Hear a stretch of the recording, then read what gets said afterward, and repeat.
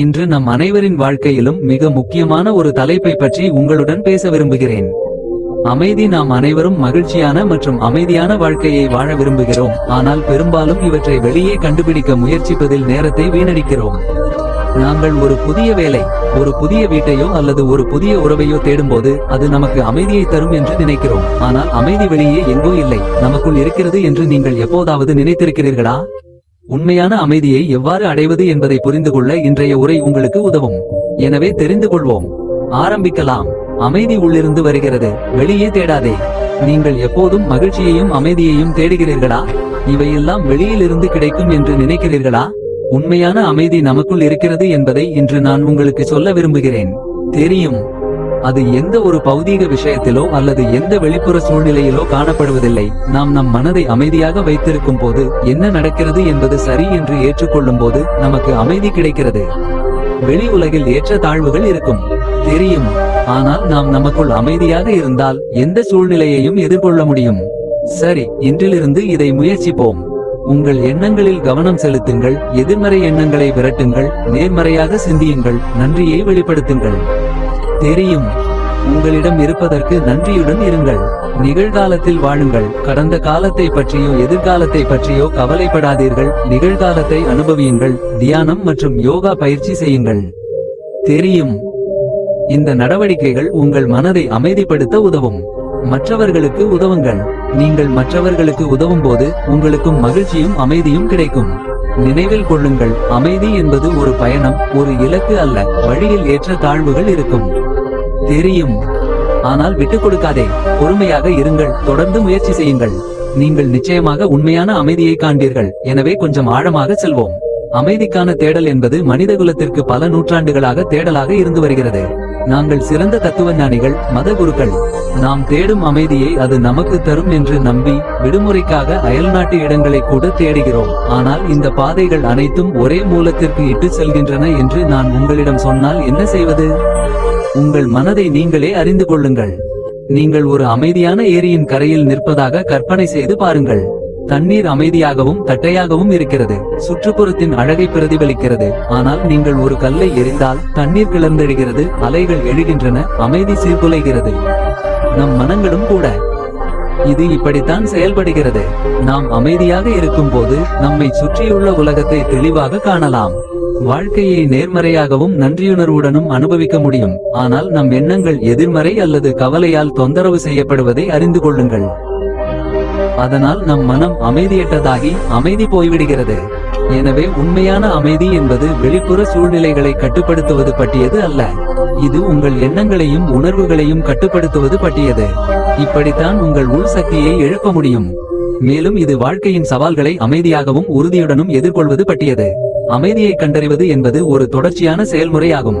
இது ஒரே இரவில் நடக்காது. ஆனால் தொடர்ச்சியான பயிற்சியின் மூலம் உங்கள் மனதை அமைதிப்படுத்தவும் உங்கள் வாழ்க்கையில் அதிக அமைதியை அனுபவிக்கவும் கற்றுக்கொள்ளலாம். நைஸ். நீங்கள் பயிற்சி செய்யக்கூடிய சில பரிந்துரைகள் இங்கே. தியானம். அமைதியாக உட்கார்ந்து உங்கள் சுவாசத்தில் கவனம் செலுத்துவது சில நிமிடங்கள் கூட உங்கள் மனதை அமைதிப்படுத்த ஒரு சிறந்த வழியாகும். பல வழிகாட்டப்பட்ட தியான பயன்பாடுகள் மற்றும் ஆன்லைன் ஆதாரங்கள் உள்ளன. தொகை. யோகா உங்கள் உடலுக்கு மட்டுமல்ல, உங்கள் மனதுக்கும் நன்மை பயக்கும். யோகா மற்றும் பிராணயாமம் பயிற்சி செய்வது மன அழுத்தத்தை குறைத்து அமைதியை கொண்டு வர உதவுகிறது. நன்றியை தெரிவியுங்கள். ஒவ்வொரு நாளும் அந்த விஷயங்களுக்கு எப்படி நன்றியுடன் இருப்பது என்று தெரிந்து கொள்ளுங்கள். உங்களிடம் உள்ளதற்கு, அது பெரியதாக இருந்தாலும் சரி, சிறியதாக இருந்தாலும் சரி, நன்றியுடன் இருங்கள். ஒவ்வொரு இரவும் படுக்கைக்கு செல்வதற்கு முன் ஒரு நாட்குறிப்பை வைத்திருப்பது அல்லது நன்றியுணர்வை வெளிப்படுத்தும் சில தருணங்களை எடுத்துக் கொள்வது நன்மை பயக்கும்.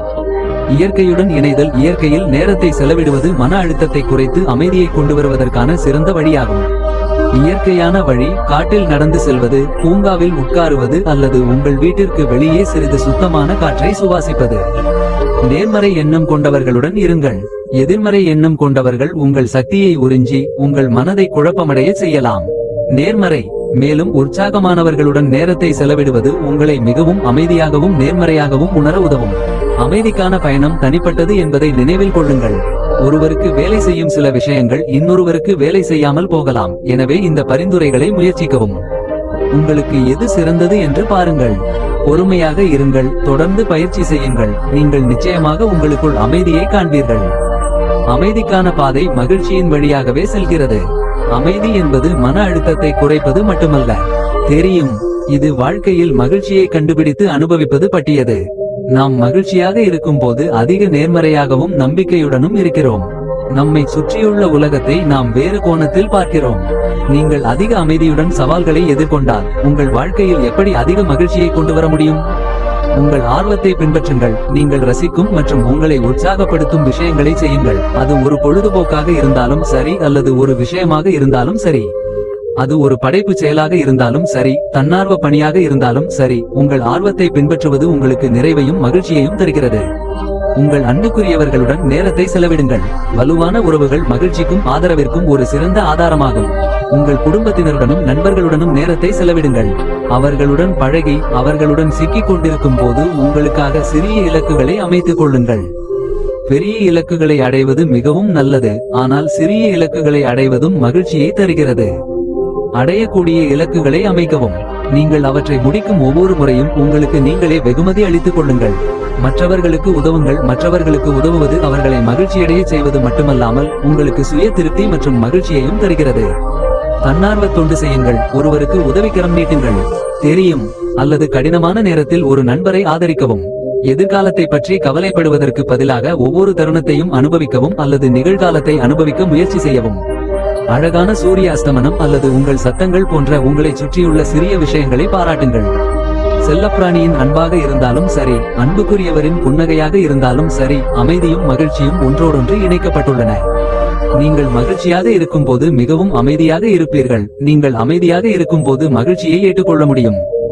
எனவே தெரிந்து கொள்ளுங்கள், இந்த இரண்டு விஷயங்களையும் உங்கள் வாழ்க்கையில் கொண்டு வர முயற்சி செய்யுங்கள்.